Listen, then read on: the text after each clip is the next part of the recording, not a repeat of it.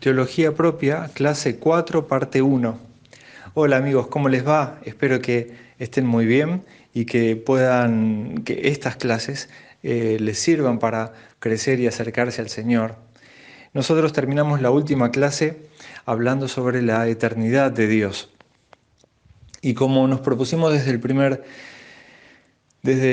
el momento de comenzar con la primera clase, no hacer de esta materia un curso de teología abstracta que se mira desde el balcón mientras pasean y los caminantes avanzan por el camino, sino una teología desde el camino, una teología práctica, concreta. Hoy quisiera comenzar esta cuarta clase viendo qué aplicación tiene que Dios sea un Dios eterno. Así que vamos a ver algunas implicaciones prácticas de esta doctrina para nuestras vidas. En primer lugar, nosotros nos enfrentamos a una paradoja del tiempo. Y esta paradoja es que, por un lado, al menos desde la perspectiva de Dios, hay todo el tiempo del mundo y todavía más. Dios nunca tiene prisa, no tiene plazo para cumplir, no tiene un calendario que lo presione, no está apurado para llegar a un lado. Dios es el Señor del tiempo y tiene todo el tiempo que necesita para cumplir sus propósitos. Así que Dios nunca está presionado por el tiempo. Así, por ejemplo, cuando Dios llamó a Moisés para que saliera de Egipto, Moisés tenía 40 años. Estaba en la cresta de la ola, en la flor de la vida. Era un príncipe de Egipto. Uno pensaría que ese es el momento indicado en el que Dios puede usar a Moisés para liberar a Israel. Pero no. En lugar de eso, Dios toma a este hombre y lo expulsa al desierto por otros 40 años, hasta que a la edad de 80 años es que finalmente el instrumento de Dios está preparado para guiar a su pueblo hacia la liberación. Evidentemente, Dios no tiene prisa para lograr sus fines. Así que 2 Pedro 3:8, por ejemplo, dice lo siguiente: pero no ignores este hecho, amados, que con el Señor un día es como 1000 años y 1000 años como un día. No le importa a un ser eterno la duración del tiempo. Cualquier duración finita del tiempo para Dios es como una gota de agua en un balde. Así que el calendario de Dios siempre está bien programado. Por otro lado, y esta es la paradoja, para nosotros, al menos, el tiempo es corto, ya que nuestras vidas son finitas, estamos presionados continuamente por el tiempo. Romanos 13, versículo 11 dice: y esto, conociendo el tiempo, que es ya hora de levantarnos del sueño, porque ahora está más cerca de nosotros nuestra salvación que cuando creímos. La noche está avanzada y se acerca el día.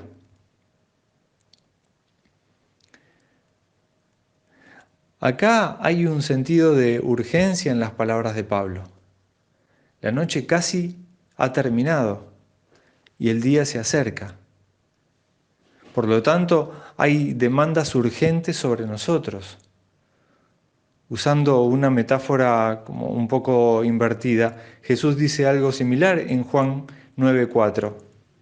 Jesús dijo: debemos hacer las obras de Dios, las obras del que me envió, mientras sea de día. La noche viene cuando nadie puede trabajar. Acá en las palabras de Jesús también tenés la sensación de que se acerca un final. La noche se acerca. Por lo tanto, debemos cumplir la obra de Dios durante el día que nos ha dado. Así que desde nuestra perspectiva hay una especie de presión del tiempo sobre nosotros, teniendo a la vista la finitud de nuestras vidas y el regreso de Cristo. Me parece que esta paradoja del tiempo puede ser tanto un consuelo para aquellos que están agotados en el trabajo del Señor, como una advertencia para aquellos que son perezosos o indolentes. Por un lado, es un consuelo para aquellos que están cansados y presionados en el trabajo de Dios. Necesitan entender que el horario de Dios está siempre justo a tiempo Y aunque se sientan acosados y presionados por las demandas del ministerio de la vida, desde la perspectiva de Dios, está bien. Todo va según lo previsto. Podemos confiar en que Él cumplirá su trabajo a través de nosotros. Hay suficiente tiempo en cada día para cumplir toda la voluntad de Dios para vos ese día. Así que no necesitas sentirte presionado. Y estos días de estar en casa, en cuarentena, con las tareas de los chicos y demás, estuve pensando especialmente en el trabajo de las amas de casa. Me da la impresión de que todo el tiempo la presión de ocuparse de los hijos, de ocuparse del hogar, de ocuparse de mantener la familia marchando, puede llegar a abrumarlas. Y quiero traer una palabra de fortaleza a todas las mujeres que se ocupan del hogar. Quiero decirles, el calendario de Dios está avanzando a su tiempo. Aunque todo parezca que está siempre atrasado y aunque siempre pareciera que llegamos tarde a todos lados, eh, Dios no tiene ese apuro, no siente esa prisa. Y quiero traer esta palabra, Dios me trajo esta palabra especialmente para las amas de casa. Pero por otro lado, para los que son perezosos o indolentes, que no están involucrados en el trabajo del reino de Dios y que solo están como a la deriva en la vida.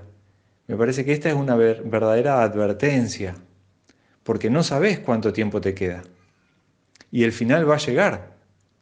Por lo tanto, necesitas estar seguro de que tu vida cuenta para Cristo. Se ha dicho con razón, solo hay una vida que pronto pasará, solo lo que se hace por Cristo durará. Necesitamos estar seguros de que estamos invirtiendo bien el tiempo que tenemos, aunque sea muy breve, en la obra del Señor. Así que esta paradoja del tiempo creo que es una lección para nosotros, un consuelo para los que están agotados, pero también un incentivo para los que son perezosos. En segundo lugar, la eternidad de Dios significa que debemos vivir a la luz de la eternidad. No queremos vivir a la luz de nuestra existencia temporal, sino a la luz de la existencia eterna de Dios. Creo que esto se cumple de tres maneras distintas. En primer lugar, tener la perspectiva de la eternidad de Dios es un incentivo para vivir de la manera correcta. En Santiago 4:13, Santiago explica que no tenemos ningún derecho nosotros sobre el futuro, no podemos presumir sobre lo que nos traerá el mañana porque no sabemos si estaremos acá mañana. El pasaje dice así: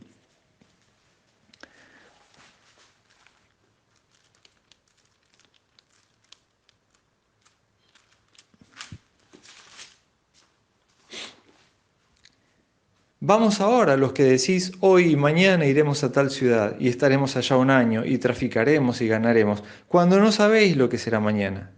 Porque ¿qué es vuestra vida? Ciertamente es neblina que se aparece por un poco de tiempo y luego se desvanece. En lugar de lo cual, deberíais decir, si el Señor quiere, viviremos y haremos esto o aquello. Pero ahora os jactáis de vuestras soberbias, y toda jactancia semejante es mala. Acá Santiago compara nuestra vida con la neblina de la mañana que se dispersa al salir el sol.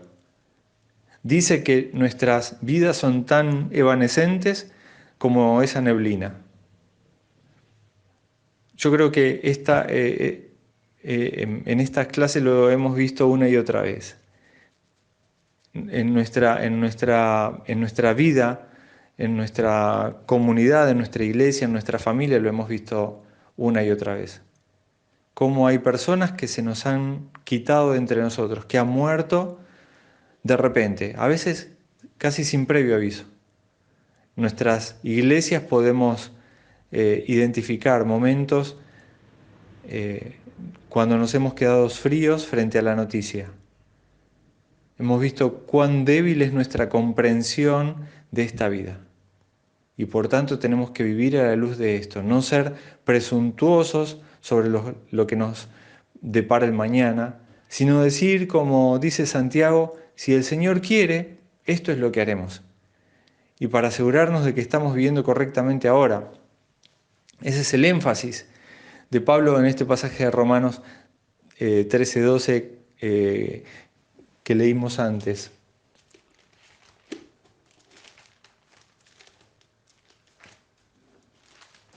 Dice así: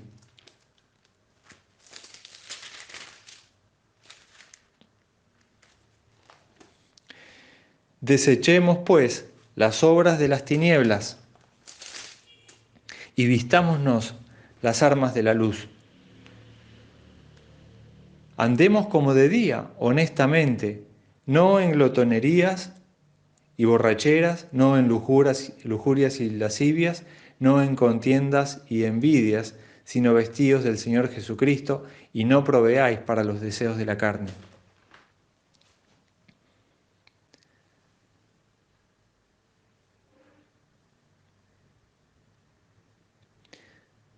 Así que a la luz de la finitud de nuestras vidas aquí y de nuestro propio encuentro con el Señor, nosotros tenemos que estar seguros de que estamos viviendo vidas justas ante Él. De manera que si nuestras vidas terminan mañana o esta noche, estaremos listos para encontrarnos con el Señor, porque estamos caminando en la plenitud de su Espíritu y revestidos del Señor Jesucristo y de su justicia. Así que es un incentivo para vivir correctamente, viviendo a la luz de la eternidad. Y en segundo lugar, vivir a la luz de la eternidad es un consuelo en el sufrimiento. Esta vida, como se nos recuerda tan a menudo, está llena de sufrimiento. Los defectos de esta existencia finita son evidentes para nosotros todo el tiempo, en la enfermedad, en los accidentes, en las otras desventajas de tener una vida tan corta. Pero la verdad de las Escrituras es que la luz de la eternidad, esta es como un pasillo estrecho en el que estamos ahora, pero que nos lleva a esa gran sala de banquetes de la eternidad de Dios. Toda la eternidad nos espera. Esto puede hacer que nuestras pruebas sean soportables, porque en comparación con la vida eterna que tenemos con Dios, estas pruebas, estos momentos de tensión, de sufrimiento, son cortos y transitorios. 1 Pedro 5:10 leemos: y después de haber padecido un poco, el Dios de toda gracia, que nos ha llamado a su gloria eterna en Cristo, Él mismo te restaure, establezca y fortalezca. Pedro reconoce que vamos a sufrir como cristianos en esta vida, pero dice que después de haber sufrido un poco, entonces Dios te llamará a esta gloria eterna que hará que los sufrimientos de la vida parezcan cortos en comparación. El apóstol Pablo reconoció lo mismo en 2 Corintios 4.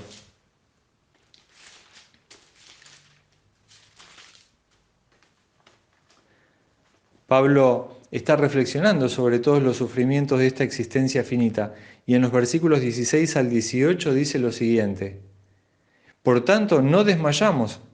Antes, aunque nuestro hombre exterior se va desgastando, el interior no obstante se renueva de día en día, porque esta leve tribulación momentánea produce en nosotros un cada vez más excelente y eterno peso de gloria.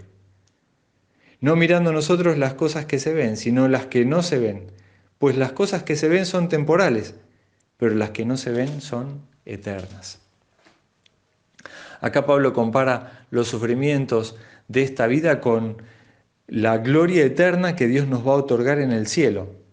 Dice que en comparación con la gloria eterna que Dios nos dará, los sufrimientos de esta vida se reducen a un momento infinitesimal. Por eso Pablo podría llamarlos una ligera tribulación momentánea. No estaba siendo insensible a los que sufren grandes dolores, sino al contrario, Pablo mismo soportó tanto el sufrimiento natural que tenía, porque seguramente tenía algún tipo de enfermedad o dolencia física que él llevaba consigo, como terribles males morales perpetrados contra él mientras era perseguido, apedreado, golpeado y sufría otro tipo de desastres. Y sin embargo, a pesar de todo eso, Pablo vivió a la luz de la eternidad y así comprendió que todo lo que pasamos en esta vida finita, y por doloroso y por horrible y terrible que sea, sin embargo, en comparación con el peso eterno de la gloria que Dios nos concederá, estas aflicciones transitorias son solo una ligera y momentánea aflicción que tenemos que soportar hasta que vayamos a estar con Él. Así que vivir a la luz de la eternidad, creo, puede darnos consuelo en nuestro sufrimiento mientras lo atravesamos, como definitivamente lo haremos. Y por último, vivir a la luz de la eternidad nos recuerda la maravillosa perspectiva de vida eterna que tenemos como cristianos, como discípulos de Cristo. Para aquellos de nosotros que estamos en Cristo, que estamos unidos a Él en su muerte y su resurrección, toda la eternidad nos espera. Eso es lo que tenemos que esperar. Juan 3:16 dice que Dios nos ha dado la vida eterna. No pereceremos, sino que tendremos vida eterna. Y esta eternidad no es solamente una duración ilimitada, sino es vida de otro tipo. Recuerden lo que reflexionábamos en la clase anterior. No se trata solamente de que Dios es eterno porque tiene una vida cuantitativamente más larga, sino que es cualitativamente distinto. Y esa es la vida que nos ha dado en Jesucristo. Por eso Él puede decir, y Jesús orando puede decir, y esta es la vida eterna, que te conozcan a ti, el único Dios verdadero. Una vida que ha empezado con nosotros desde el momento de conocer a Cristo como Salvador. En Efesios 2:7, Pablo dice,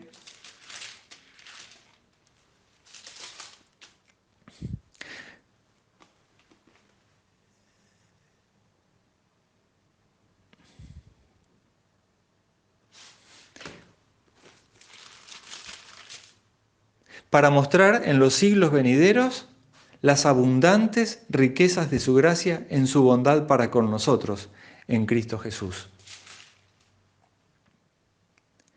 Ahora, qué interesante descripción de lo que Dios hará en la otra vida. En las próximas edades va a pasar la eternidad derramando sobre nosotros las inconmensurables riquezas de su gracia en su bondad hacia nosotros en Cristo Jesús. Qué maravillosa perspectiva que tenemos como cristianos. Pero por el contrario, para los que están fuera de Cristo, el tiempo es una bestia devoradora. Cada día carcome la existencia finita que les queda, por mucho tiempo que sea. Así que en 1 Corintios 15:32, Pablo dice con toda la razón, si los muertos no resucitan, es decir, si no hay inmortalidad, comamos y bebamos, porque mañana moriremos. No hay un propósito primordial para la vida. Así que disfruta de lo que puedas mientras puedas. Y eso le quita, creo, cualquier significado o sentido a tu existencia finita. Pone un signo de preguntas detrás de cualquier tipo de significación o de significado final para la existencia que tenemos. El Macbeth de Shakespeare grita en esa obra, ¡fuera, fuera, breve vela! La vida no es más que una sombra andante, un jugador pobre que se pavonea y pierde su hora en el escenario y luego ya no se escucha nada más. Es un cuento contado por un idiota, lleno de sonido y furia, que no significa nada. Qué descripción de la vida fuera de Dios, ¿no? Fuera de Cristo. El libro de Eclesiastés en el Antiguo Testamento dice de manera similar, todo es vanidad y llevado por el viento. En el capítulo 1, versículo 14. Vanidad de vanidades, dice el predicador, todo es vanidad. En el versículo 2. Así que para aquellos que están fuera de Cristo, el tiempo es un terrible enemigo. No trae una perspectiva maravillosa, sino que quita cualquier significado y sentido que la vida pueda tener. Y entonces, por supuesto, después de esta existencia finita, les espera la terrible perspectiva del justo juicio de Dios. Mateo 25, Jesús describe ahí el juicio de este mundo que vendrá después de esta vida terrible. Y en los versículos 34, 41, 46 describe el juicio de estos dos grupos de personas.